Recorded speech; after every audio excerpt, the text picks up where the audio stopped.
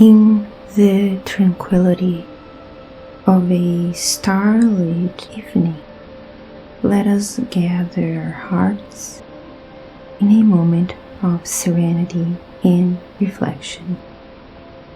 As we settle into the comforting embrace of night, we are reminded of the boundless grace and love that envelop our lives.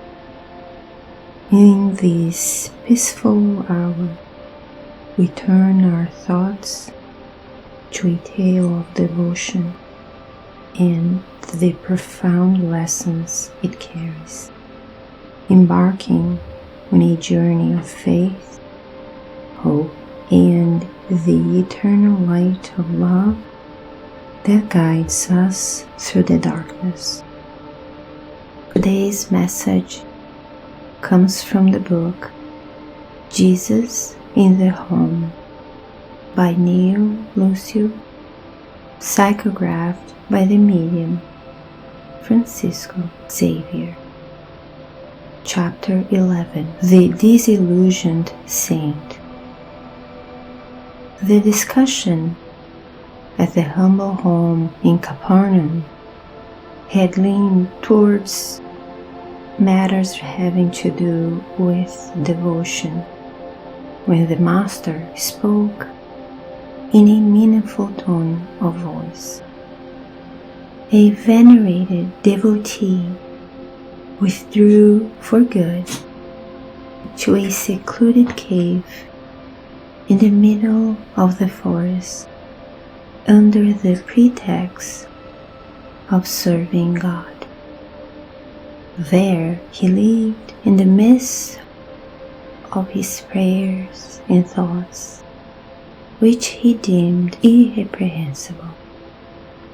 The people believed him to be a holy Messiah and came to revere him with an inexpressible amount of respect. If someone wanted to involve himself in any type of business, he was quick to ask the devotee's opinion on the matter. Obsessed with such consideration, the believer, who had stagnated in effortless worship, believed that everyone should do as he was doing, with the respectable excuse of getting to heaven. If an active and trusting person asked him what he thought about a certain business plan, he would reply angrily, "That would be wrong. Get rid of the thirst for profit that boils in your veins. It is nothing but sinful ambition. Come and pray and forget about greed." If this or that young person came to ask for his thoughts on marriage, he would rant all upset. "That's nonsense. The flesh is overpowering your spirit. Marriage is lechery. Come and pray. Destroy your sin." When someone came to ask for his advice about a certain high-ranking position in the public administration, he would exclaim with great compassion, "That would spell disaster. Rid yourself of the passion for power. It is pure vanity and pride.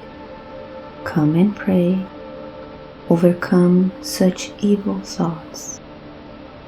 When a good-intentioned person came to ask for his opinion, about planning a party for some friends, he would object angrily. That would be a calamity. The joy of the people is chaos. It lacks order. Come and pray. Keep yourself from such temptation. So, in light of the immense authority that the saint enjoyed, his consultants would become inconsolably sad and would begin to spend their free time alone with an utterly paralyzed soul. But time, which changes all things, brought death to the lazy worshipper's physical body.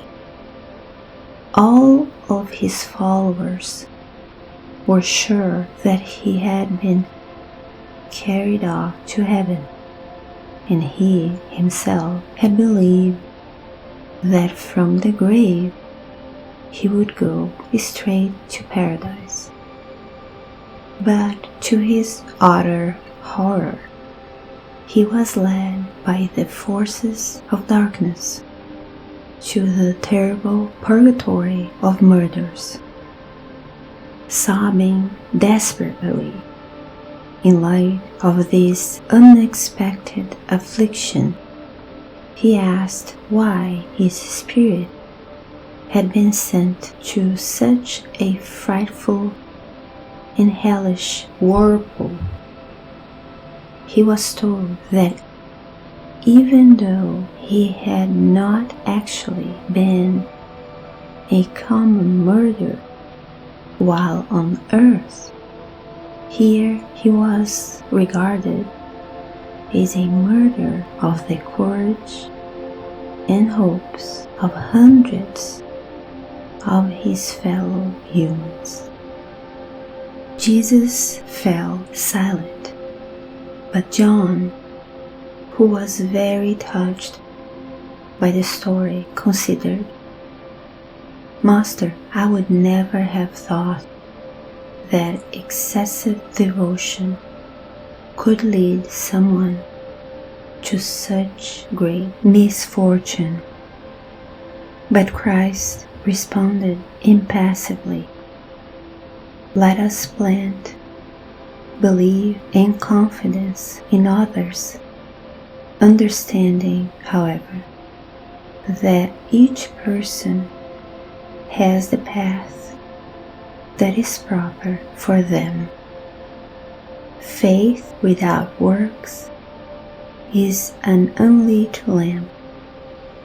We must never forget that the act of discouraging others in the blessed adventures of the good is one of the greatest sins before the Almighty and compassionate Lord."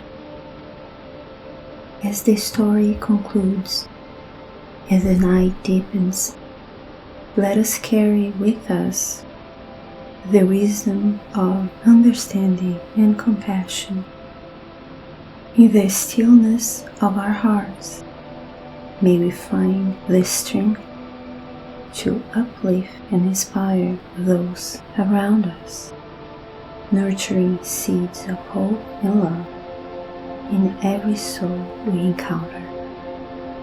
As we ease into the tranquility of sleep, let us rest in the assurance that we are cradled in the hands of divine love, forever guided by the beacon of faith.